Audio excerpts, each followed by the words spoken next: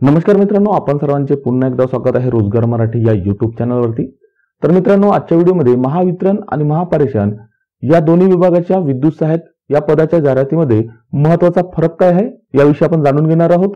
शैक्षणिक अर्हता, वय, परीक्षा शुल्क यातील अत्यंत महत्त्वाचे फरक आपण अगदी मुद्देसूद आणि कमी वेळामध्ये जाणून घेण्याचा प्रयत्न करणार आहोत। जी माहिती तुमच्यापर्यंत पोहोचणे गरजेचे आहे, जी माहिती तुम्हाला असणे आवश्यक आहे। तर मित्रांनो, आपण सर्वांना माहितीच आहे की आपल्या चॅनलवरती महावितरण, महापारेषण, महानिर्मिती, MIDC सारख्या विविध विभागातील विशेषतः तांत्रिक प्रवर्गातील पदांच्या जाहिरातीविषयी सविस्तर माहिती देण्याचा आम्ही या ठिकाणी प्रयत्न करत असतो। तुमचे जे काही प्रश्न असतात त्या प्रश्नांची उत्तरे आम्ही आमच्या व्हिडिओच्या माध्यमातून तुमच्यापर्यंत पोहोचवण्याचा प्रयत्न करत असतो। त्यामुळे जर तुम्हाला आमच्या चॅनलवरचे व्हिडिओ आवडत असतील तर नक्कीच तुम्ही आमच्या व्हिडिओला लाईक करा, मित्रांबरोबर शेअर करा आणि चॅनलला सबस्क्राइब करायला विसरू नका।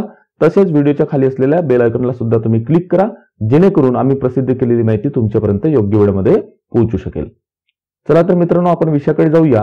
सर्वप्रथम आपण दोन्ही विभागामध्ये एकूण पदे किती आहेत याविषयी जाणून घेऊ। महावितरणची जाहिरात आहे, त्या जाहिरातीनुसार एकूण पदे आहे 5347, तर महापारेषणच्या विद्युत सहाय्यक या पदाच्या जाहिरातीनुसार एकूण पदे आहे 1903।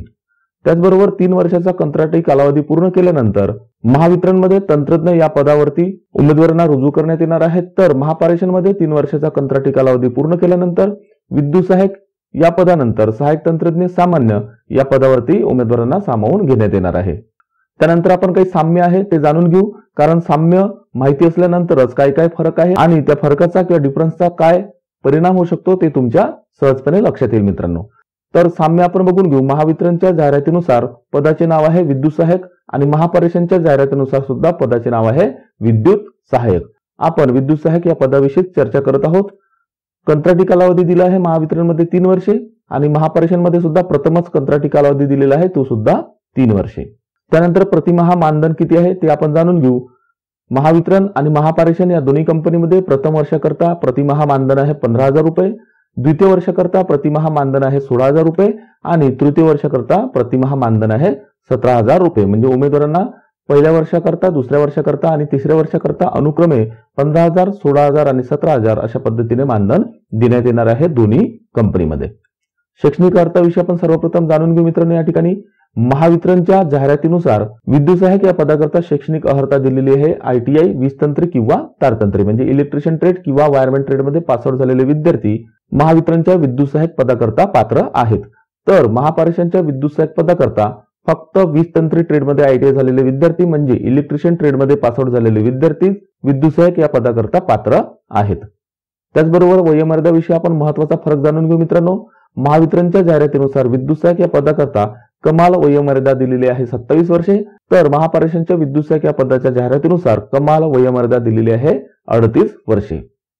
मागासवर्गीय, आर्थिकदृष्ट्या दुर्बल व अनाथ घटक यांच्याकरता महावितरणमध्ये कमाल वयोमर्यादा दिलेली आहे 5 वर्ष शिथिलतेम म्हणजे 32 वर्षे, तर महापारेषणच्या जाहिरातीनुसार मागासवर्गीय, आर्थिकदृष्ट्या दुर्बल व अनाथ घटक यांच्याकरता 5 वर्ष शिथिलतम म्हणजे कमाल वयोमर्यादा दिलेली आहे 43 वर्षे। वयोमर्यादेमध्ये एकूण 11 वर्षाचा महत्त्वाचा फरक दोन्ही जाहिरातीमध्ये आपल्याला असल्याचे दिसून येते मित्रांनो। शिकाऊ उमेदवार याविषयी आपण जाणून घेऊ। महावितरणच्या जाहिरातीनुसार महाराष्ट्र राज्य वीज वितरण मंडळ म्हणजे ज्यावेळेस MSEB 1 होती त्यावेळेस शिकाऊ उमेदवारी पूर्ण केलेले उमेदवार किंवा महावितरण, महानिर्मिती, महापारेषण या तिन्ही पैकी कोणत्याही कंपनीमध्ये शिकाऊ उमेदवारी पूर्ण केलेल्या उमेदवारांना लाभ मिळणार आहे। तर महापारेषणच्या जाहिरातीनुसार महाराष्ट्र राज्य वीज वितरण मंडळ म्हणजे MSEB 1 असताना ज्यांनी शिकाऊ उमेदवारी पूर्ण केली तसे उमेदवार किंवा फक्त महापारेषण कंपनीमध्ये शिकाऊ उमेदवारी म्हणजे अप्रेंटिसशिप पूर्ण केलेल्या उमेदवारांना लाभ मिळणार आहे।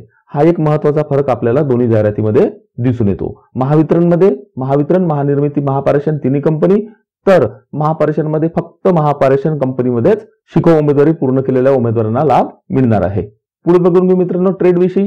महावितरणमध्ये वीजतंत्री किंवा तारतंत्री या दोन्ही ट्रेडमध्ये शिकाऊ उमेदवारी पूर्ण केलेल्या उमेदवारांना लाभ मिळणार आहे, तर महापारेषणमध्ये फक्त वीजतंत्री या ट्रेडमध्ये शिकाऊ उमेदवारी पूर्ण केलेल्या उमेदवारांना लाभ मिळणार आहे।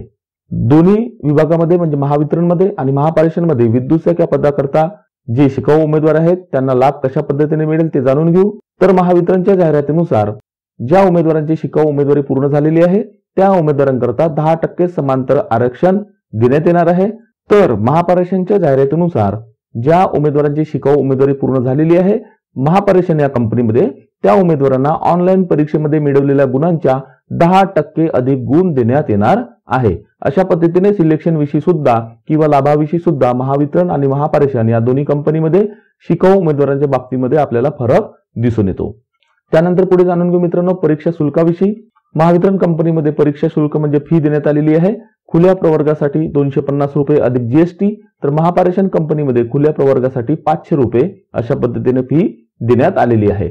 तर मागासवर्गीय, आर्थिकदृष्ट्या दुर्बल व अनाथ घटकांतील उमेदवारांसाठी महावितरणमध्ये 125 रुपये प्लस जीएसटी आणि महापरेषणमध्ये मागासवर्गीय, आर्थिकदृष्ट्या दुर्बल व अनाथ घटकांतील उमेदवारांसाठी 250 रुपये अशा पद्धतीने फी मध्ये सुद्धा आपल्याला फरक दिसून येतो। पुढे आपण एक महत्त्वाचा आणखी फरक जाणून घेऊ मित्रांनो। जाहिरातीनुसार दिव्यांगासाठी राखीव जे पदे आहेत याविषयी अत्यंत महत्त्वाचा एक फरक आपल्याला दिसून येतो। महावितरणमध्ये 5347 पदांपैकी 424 पदे ही दिव्यांगांसाठी राखीव ठेवण्यात आलेली आहे। परिपत्रकानुसार किंवा शासन निर्णयानुसार 4% पदे एकूण पदांच्या 4% पदे राखीव ठेवायची असतात। तर 5347 पदांपैकी 424 पदे राखीव ठेवण्यात आलेली आहे दिव्यांगांसाठी। तर महापरेषण कंपनीमध्ये विद्युत सहाय्यक या पदाच्या जाहिरातीनुसार 1903 पदांपैकी 80 पदे दिव्यांग उमेदवारांकरता राखीव ठेवण्यात आलेली आहे। त्यानंतर एक महत्त्वाचा फरक आहे मित्रांनो, महावितरण कंपनीमध्ये दिव्यांग उमेदवारांकरता काही नॉर्म्स दिलेले आहेत, ते म्हणजे कुष्ठरोग मुक्त, शारीरिक वाढ खुंटणे आणि आम्ल हल्लाग्रस्त याच कॅटेगरीत मोडणारे उमेदवार महावितरणमधील 424 पदांसाठी म्हणजे दिव्यांग या राखीव पदांसाठी पात्र ठरणार आहेत।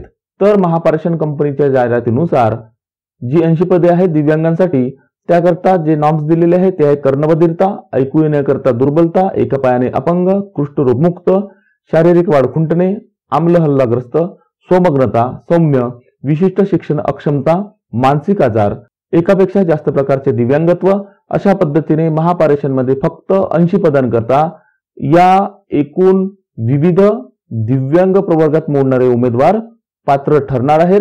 तर महावितरणमध्ये जे 424 पदे आहे त्याकरता फक्त कुष्ठरोग मुक्त, शारीरिक वाढ खुंटणे आणि आम्ल हल्लाग्रस्त याच 3 प्रवर्गातील उमेदवार अर्ज करू शकतात असं सध्या तरी जाहिरातीनुसार आपल्याला दिसून येतं। जे काही दिव्यांग बांधव आहे त्यांचा सुद्धा असा प्रश्न आहे की महापरेषणमध्ये हे सर्व उमेदवार अर्ज करू शकतात तर महावितरणमध्ये का नाही, आणि महावितरणमध्ये तर पदे सुद्धा जास्त आहेत आणि विशेषतः आयटीआयचा अर्ज सादर करताना विविध शारीरिक अक्षमता मुद्द्यांतर्गत उमेदवार अर्ज सादर करत असतो। तर महाराष्ट्रामध्ये कुष्ठरोग मुक्त, शारीरिक वाढ खुंटणे आणि आम्ल हल्लाग्रस्त उमेदवार किती असतील ही सुद्धा त्यांच्या दृष्टिकोनातून शंकेची बाब आहे मित्रांनो। तर अशा पद्धतीने दिव्यांग उमेदवारांकरता सुद्धा दोन्ही जाहिरातीमध्ये आपल्याला फरक असल्याचा दिसून येतो। तर मित्रांनो आजचा व्हिडिओ तुमच्या माहितीकरता एक छोटासा व्हिडिओ होता। दोन्ही जाहिरातीमध्ये आपण सर्व उमेदवारांना काय काय फरक आहे हे माहिती असावं त्या दृष्टिकोनातून हा व्हिडिओ बनवण्यात आला होता। अशाच पद्धतीच्या नियमित माहिती करता तुम्ही आमच्या चॅनलला सबस्क्राईब करा, जेणेकरून तुम्ही मागितलेली माहिती तुमच्यापर्यंत पोहोचवण्याचा आम्ही प्रयत्न करू। आपण या व्हिडिओची दखल घेतल्याबद्दल धन्यवाद आणि येणाऱ्या सर्व परीक्षांकरता आपण सर्वांना बेस्ट ऑफ लक। आजच्या व्हिडिओमध्ये तुर्तास एवढंच। लवकरच भेटूया मित्रांनो नवीन व्हिडिओमध्ये नवीन माहिती सोबत। धन्यवाद।